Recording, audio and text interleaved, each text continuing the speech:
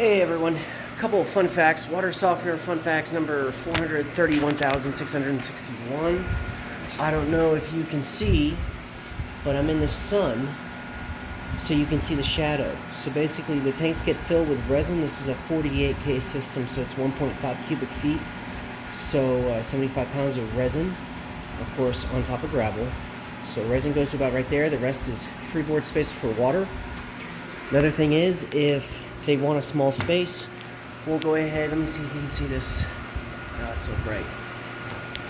Yeah, take off the sunglasses. There you go. This is an 11 by 11 brine tank. You will have to fill it up more with salt, but this is the spot they want it in, and that's where we're gonna do it. Stay tuned.